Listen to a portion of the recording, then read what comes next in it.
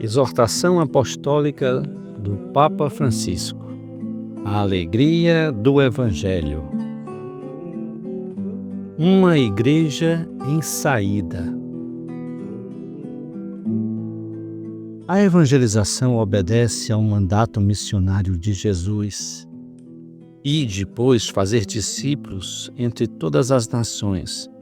Batizai-os em nome do Pai, do Filho e do Espírito Santo. Ensinai-os a observar tudo o que vos tenho ordenado. Está lá, em Mateus 28, 19 e 20. Nestes versículos aparece o momento em que o ressuscitado envia os seus a pregar o Evangelho em todos os tempos e lugares, para que a fé neles se estenda a todos os cantos da terra.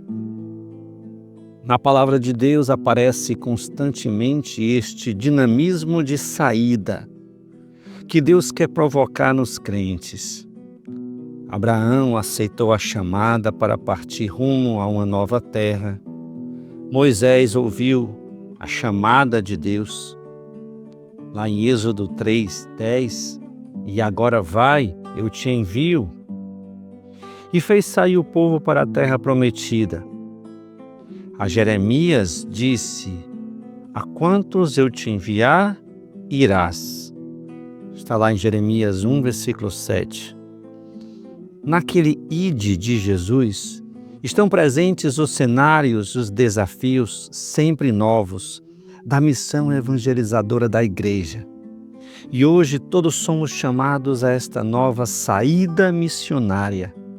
Cada cristão e cada comunidade há de discernir qual é o caminho que o Senhor lhe pede. Mas todos somos convidados a aceitar esta chamada. Sair da própria comodidade e ter a coragem de alcançar todas as periferias que precisam da luz do Evangelho. A alegria do Evangelho, que enche a vida da comunidade dos discípulos, é uma alegria missionária. Experimentam-na os 72 discípulos que voltam da missão cheios de alegria, como vemos em Lucas 10:17. Vive a Jesus, que exulta de alegria no Espírito Santo e louva o Pai, porque a sua revelação chega aos pobres e aos pequeninos. Está lá em Lucas 10:21. Sentem-na, cheios de admiração, os primeiros que se convertem em Pentecostes, pois cada um ouvia em sua própria língua. Atos 2, versículo 6. A pregação dos apóstolos. Esta alegria é um sinal de que o Evangelho foi anunciado e está a frutificar. Mas contém sempre a dinâmica do êxodo e do dom de sair de si mesmo, de caminhar, de semear sempre de novo, sempre mais além. O Senhor diz, em Marcos 1, versículo 38, vamos a outros lugares, nas aldeias da redondeza, a fim de que, lá também, eu proclame a boa nova, pois foi para isso que eu saí. Ele, depois de lançar a semente no lugar, não se demora lá a explicar melhor ou a cumprir novos sinais. Mas o Espírito leva-o a partir para outras aldeias. A palavra possui em si mesma uma tal potencialidade que não a podemos prever. O Evangelho fala da semente que, uma vez lançada à terra, cresce por si mesma, inclusive quando o agricultor dorme, como vemos em Marcos 4, 26 a 29. A Igreja deve aceitar esta liberdade incontrolável da palavra, que é eficaz a seu modo e sob formas tão variadas que muitas vezes nos escapam, superando as nossas previsões e quebrando os nossos esquemas. A intimidade da Igreja com Jesus é uma intimidade itinerante. E a comunhão reveste essencialmente a forma de comunhão missionária. Fiel ao modelo do Mestre, é vital que hoje a Igreja saia para anunciar o Evangelho a todos, em todos os lugares, em todas as ocasiões, sem demora, sem repugnâncias e sem medo. A alegria do Evangelho é para todo o povo.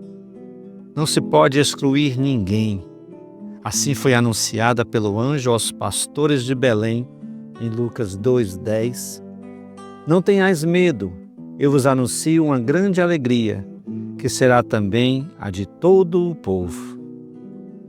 No Apocalipse, capítulo 14, versículo 6, vemos que fala de uma mensagem a anunciar aos habitantes da terra, a toda nação, tribo, língua e povo.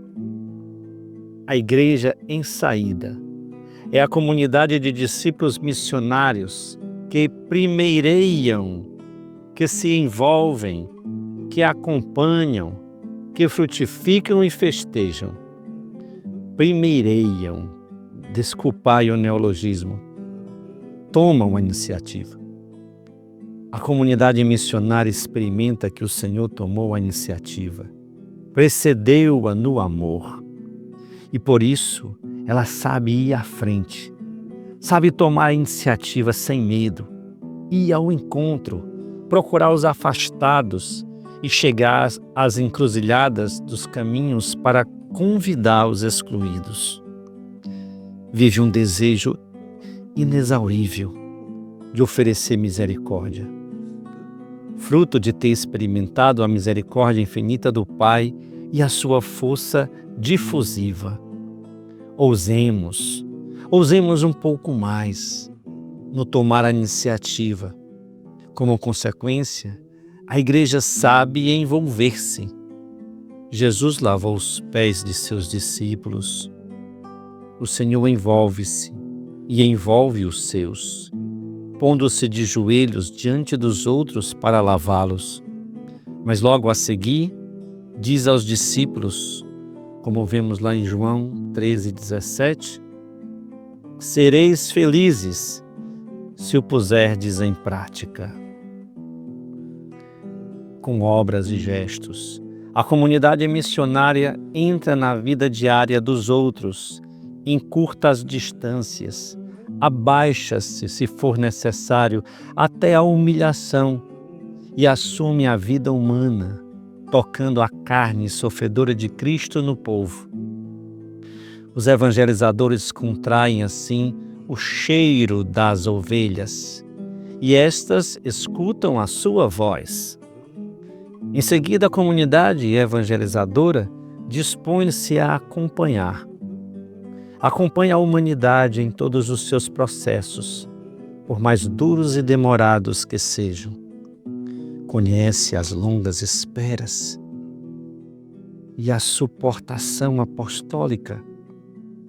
A evangelização requer muita paciência e evita deter-se a considerar as limitações. Fiel ao dom do Senhor, sabe também frutificar. A comunidade evangelizadora se mantém atenta aos frutos, porque o Senhor a quer fecunda. Cuida do trigo e não perde a paz por causa do joio. O semeador, quando vê surgir o joio no meio do trigo, não tem reações lastimosas ou alarmistas. Encontra um modo para fazer com que a palavra se encarne numa situação concreta e dê frutos de vida nova. Apesar de serem aparentemente imperfeitos ou defeituosos, o discípulo sabe oferecer a vida inteira e jogá-la até ao martírio como testemunho de Jesus Cristo. Mas o seu sonho não é estar cheio de inimigos, mas antes que a palavra seja acolhida e manifeste a sua força libertadora e renovadora. Por fim, a comunidade evangelizadora jubilosa sabe sempre festejar. Celebra e festeja cada pequena vitória, cada passo em frente na evangelização. No meio desta exigência diária de fazer avançar o bem, a evangelização jubilosa torna-se beleza na liturgia. A Igreja evangeliza e se evangeliza com a beleza da liturgia, que é também celebração da atividade evangelizadora e fonte de um renovado impulso para se dar.